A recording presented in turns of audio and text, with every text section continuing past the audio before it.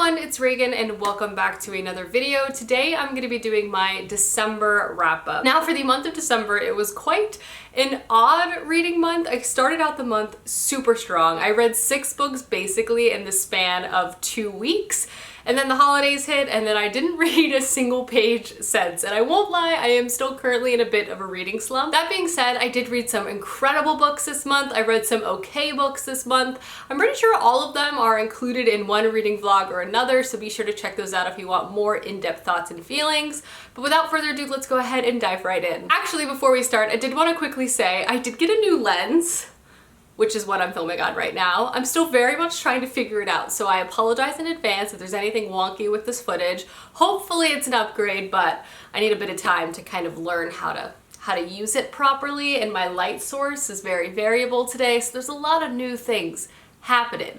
But anyway, let's talk books. So the first book I'm going to talk about is The Burning God by R.F. Kuang. This came out at the end of November. It is also the third and final book to the Poppy War series. I feel like I have talked about this series ad nauseum on my channel. I started it this year, I finished it this year, and it's simply just one of my favorite fantasy stories out there. It's absolutely incredible. In my opinion, I felt this conclusion successfully accomplished everything it sought out to. But if you're not familiar with this series for some reason, this is a grimdark fantasy story inspired by the Song Dynasty, the Opium Wars, and the Sino-Japanese War. We primarily follow our main character Rin as she kind of goes through these various experiences. In the first one, she gets acceptance into a very elite military academy, but she's quickly ostracized for being a woman, for being poor, and for her complexion. She also begins to learn the ways of shaman magic, but about halfway through the first one, there's a pivot, and so begins the story of war, which kind of carries us through books 2 and 3. This is a gruesome book. It does not shy away from the realities of war. It does not shy away from the consequences of war. It's definitely a story about rock and hard place experiences. It is a multi-POV, so we also follow some other characters in and around the conflict. And I just feel like this third book was exactly what I was hoping it would be. It was not an easy read by any means. It was not, everything was kind of buttoned up perfectly. If anything, it continued to ask some very large questions as it relates to like history and colonialism. I'll also say this is one of the most fast-paced books I've read in a while. I felt like throughout this entire installment, there was like multiple moments that could have been the finale or conclusion for a lot of other series. Like the amount of intense battle scenes that are present throughout this third book was honestly a little exhausting. But at the end of the day, I was really pleased with this finale and this conclusion. I'm really excited to read more books by this author because I just felt like this was excellent. I gave this 5 out of 5 stars. It was included in my top books of the year video if you haven't checked that out. But yeah, this is the first book I read this month. The next book I completed was another favorite. The first 2 books I read this month was just honestly next level, and that was Jade War by Fonda Lee. This is the second book in the Greenbone saga, which is another all-time favorite series of mine, included in favorite books of the year, favorite fantasy books, like again, another series I can't stop talking about. This is an Asian-inspired urban fantasy story that's set on the fictional city of Kekon, which is essentially controlled by 2 primary crime families, and they're able to maintain control through the use of the substance of jade, which kind of grants people inhuman strength and power, but not everyone can consume this. In the first one, basically, the turf war between these 2 families begin to heat up, and in the second one, the escalation of that conflict and kind of the evolution of the conflict being kind of localized to an international problem begins to occur. This is a multi-POV book where you follow different POVs of one of the main primary crime families, the No Peak clan.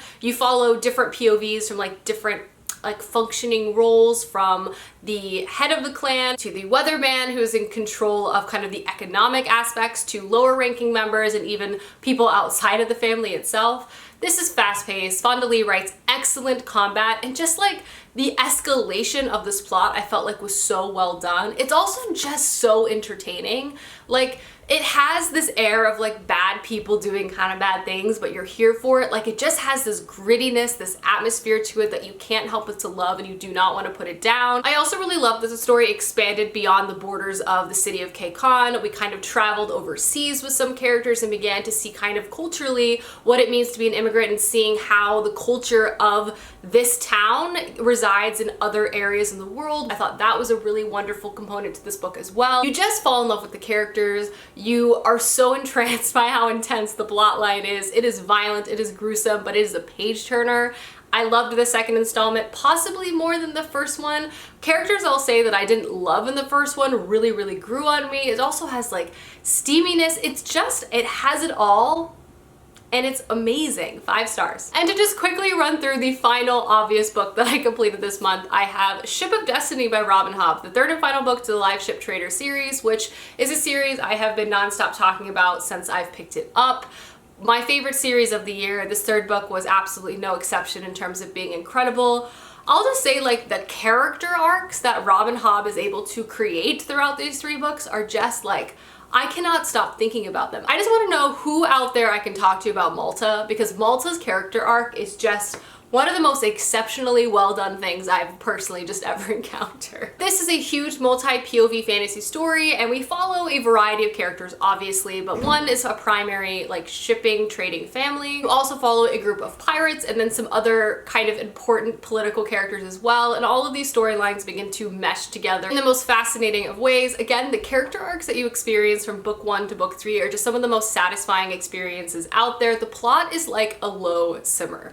You know, like you're kind of seeing the pieces fall together, and because nothing is rushed and everything is built so carefully over time, it just creates some of the most satisfying plot moments I personally have ever experienced. Like you just are agonized for like 900 pages waiting for a reunion or one particular conversation, and when it comes along, Robin Hobb doesn't waste the moment. She kind of makes you savor it a bit more. It's just so good. There's also just a lot of plot twists and just some unexpected things that kind of begin to occur throughout the series as well. There's magic and dragons and just a lot of like politics at play. Hi everyone, Editing Reagan just popping in really quick. I just wanted to say that while yes, this is one of the most satisfying series I've ever read from a plot perspective, it's also one of the most heartbreaking, and throughout the entire series and particularly in the third one, there are some really dark and disturbing scenes. And on that note, I also wanted to be sure to include some trigger warnings for this series, and again, the third one, for sexual assault and abuse. I just wanted to be sure to highlight that, as I know I've been talking about this series a lot,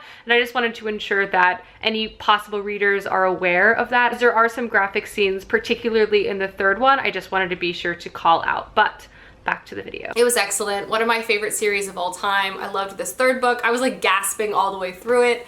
It was amazing. 5 stars. I know I've been talking about this the past 2 series at length on my channel. I probably won't stop, but I did read this third and final book this month. Right, now moving on to my final reads of the month, kind of a mixed bag when it comes to ratings, but all of them are fun in their own way. So the first one is Kingdom of Flesh and Fire by Jennifer L. Armentrout. I have a whole reading vlog reading this book, but this of course is the second book to the From Blood and Ash series, which I read in October and really enjoyed.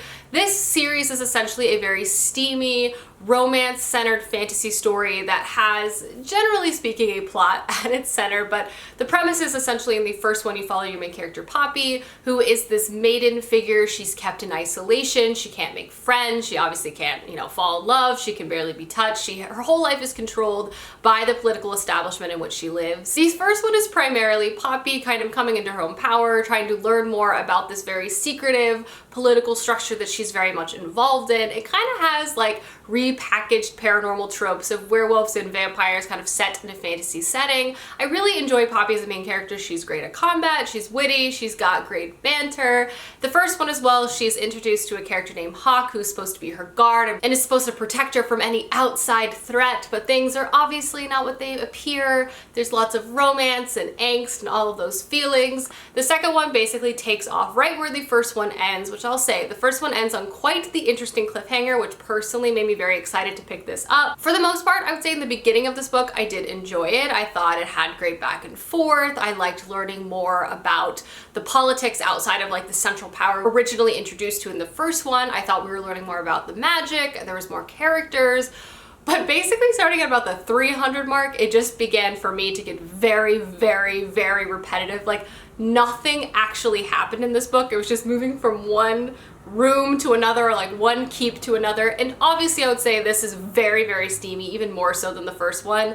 And a huge portion of this book is dedicated to that sort of steaminess, which is fine. But for me, I just got a little bored because honestly, like no plot happened at all, and I felt the way that the author was kind of trying to keep us entertained was kind of one-upping the steamy scenes each time. For me, they kind of ventured past like being enjoyable and just kind of got a little ridiculous for me personally. I can only speak to my personal enjoyment level in that regard. The end did pick up a bit, and the ending twist was pretty interesting. All in all, I gave this book a 2.75 stars. I would still definitely recommend it if you're interested in this sort of romance fantasy sort of setting. I feel like a lot of people love this. This book has an incredibly high rating on Goodreads, so my rating is definitely a small minority, so I would definitely recommend checking it out if this sort of thing intrigues you. It's a lot of fun, and I'll say I read this really quickly regardless if I was a little bit bored in the middle.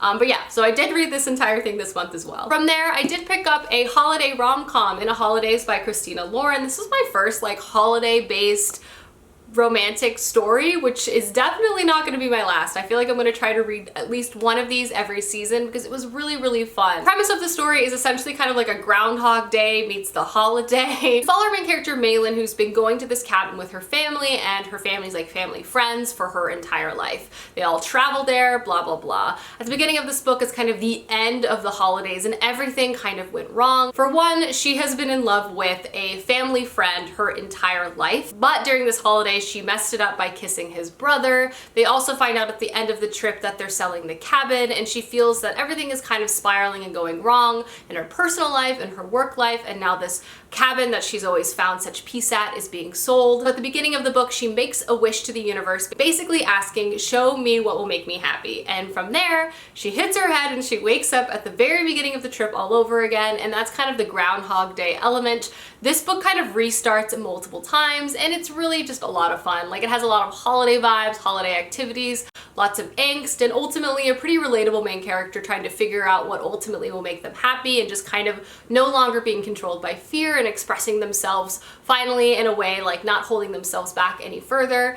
It was cute, it was sweet, it was at times a little much, and the ending for me was like a little ridiculous. And I would perhaps comment on kind of the pacing and the speed at which some things occurred as well, but all in all, it was cute, it was sweet, it made me smile. It was a great holiday read, and I gave it 3 stars. And the last book I was able to complete for the month of December was Hollowpox by Jessica Townsend. This is the 3rd book to the Nevermore series and is one of my favorite all-time middle grade series out there. This one ended up being pretty apt in terms of the themes and the actual plot points, which was almost a little too on the nose. But if you're not familiar, this is a magical and very whimsical middle grade series following our main character Morgan Crow, who in the first one is swept away to a new magical world where she now lives in this really fun hotel that transforms constantly, and also enrolls to be a part of the mysterious Benedict Society. In the first one, she goes through a bunch of trials to gain enrollment.